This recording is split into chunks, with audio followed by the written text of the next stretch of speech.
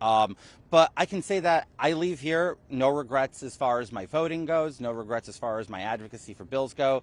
Every single issue from healthcare that I've taken up with insulin or with gay rights abroad or with foreign aid, I really stand firm that I'm proud of the work I've put forward. I wish I could do more. If this is it, this is it. But if it's not, I'll continue to do as much more as I can.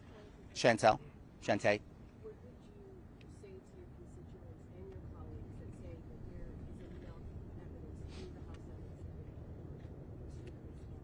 So they're all judge, jury, and executioners because evidence isn't really a conviction or a verdict, and allegations neither. So I mean, the way that they're looking at this is they just needed a reason to do it. That's why the ethics committee released that statement 2 weeks ago to give them cover to vote no, but little over 2 weeks ago, and then just give them the option to change their votes this time around.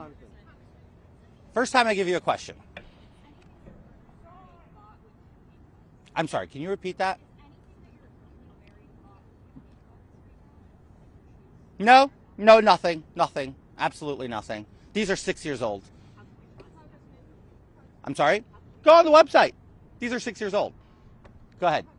Have you spoken again with Speaker Johnson, and what do you make of his comments yesterday that he has real reservations about this? I have not spoken with him since I spoke to him last, so there's no change. What about his thoughts being real? Rich, good to see you here.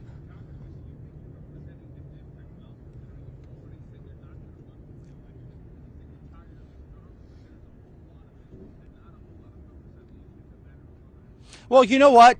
If you put it into perspective, so every lame duck member of Congress is unproductive, Rich, is that what you're suggesting?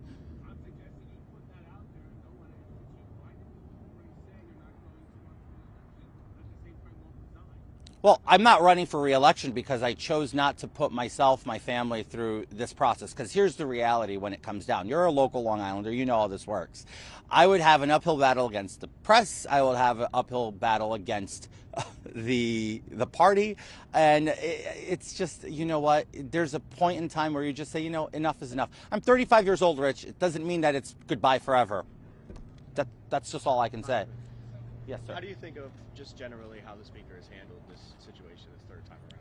Look, I didn't want this to be on the speaker's hands. I didn't want the speaker to have to deal with this. He has bigger issues to deal with, like funding the government and passing appropriation bills and just, you know, getting the House back in order. But I think the man's a gentleman. He's an exemplary member of this body, and he does a great job at everything he does. And look, we might not always agree with him, but I think he does his best effort to put out the best, you know, he can out there. I didn't see. You mentioned you're not operating on Congress's timeline. So what is your timeline for outlining all of this? And then what is next for you as you're looking at potentially being gone by Friday? Oh, look, I don't know. The future's is endless. I mean, you just never know. You can do whatever you want next, and I'm just going to do whatever I want. Whatever comes my way, I have the desires to stay very much involved in public policy and advocacy for specific issues. And we also have an entire presidential campaign coming up in 2024. And, you know, I think I've made this very clear, but I won't rest until I see Donald Trump back in the White House. Last question. Hi. Hi, thank you so much. I spoke with Jamal Bowman yesterday, and he just said it's long overdue that you either resign or be expelled. Okay, it's long overdue. He also get his fair day at an expulsion vote because, after all, he pleaded to pulling a fire alarm, obstructing an official proceeding, lied about his timeline. I put his timeline out. None of you actually picked it up, but if you look at the time, from the moment he pulled off the fire alarm to the moment he showed up into the House, it was almost an hour later. So there was no rush to go to vote. There was a rush to stall the vote so that they can go into conference, so that they can read the bill and figure out if they were going to vote yay or nay on that. So, again, he lied to D.C. prosecutors on that. Anyway, look. Thank you very much, all of you, for coming out. I appreciate the time. We'll continue to do this. I'll be putting out some invitation requests to some of you in the media. Keep it mixed up and do it well. And we'll do another pen and pad in my office probably later today. Thank you.